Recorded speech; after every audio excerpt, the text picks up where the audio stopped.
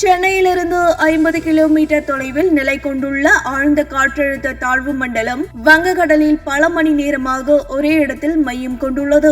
வடகிழக்கு பருவமழை தீவிரமடைந்து வரும் நிலையில் தமிழ்நாட்டில் பரவலாக மழை பெய்து வருகிறது. இதற்கிடையே தென்மேற்கு வங்கக்கடல் மற்றும் அதையொட்டிய இலங்கை கடலோர பகுதிகளில் நிலை கொண்டிருந்த காற்றழுத்த தாழ்வு மண்டலம் தீவிர காற்றழுத்த தாழ்வு மண்டலமாக வலுப்பெற்று புயலாக உருவெடுத்தது.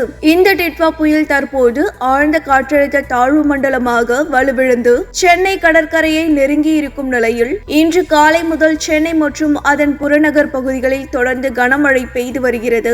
மேலும் இந்த டிட்வா புயல் அடுத்த 2 நாட்களுக்கு சென்னை கடற்கரை அருகே நிலை கொண்டிருக்கும் என தெரிவிக்கப்பட்டுள்ளது. இதனால் சென்னை, திருவள்ளூர், செங்கல்பட்டு, காஞ்சிபுரம் உள்ளிட்ட 4 மாவட்டங்களுக்கு ரெட் அலர்ட் விடுக்கப்பட்டுள்ளது. இந்நிலையில் மத்திய மேற்கு வங்கக்கடல் மற்றும் அதனை ஒட்டிய தென்மேற்கு வங்கக்கடல், வட தமிழ்நாடு, புதுச்சேரி, தெற்கு ஆந்திர கடலோர பகுதிகளில் மையம் கொண்டுள்ள ஆழ்ந்த காற்றழுத்த தாழ்வு மண்டலம் மணிக்கு 3 கிலோமீட்டர் வேகத்தில் நகர்ந்த நிலையில் கடந்த 6 மணி நேரமாக நகராமல் ஒரே இடத்தில் நீட்டிக்கிறது. கரையை கடக்கும் போது சென்னை, திருவள்ளூரில் கனமழைக்கு வாய்ப்புள்ளதாக தகவல் தெரிவிக்கப்பட்டுள்ளது.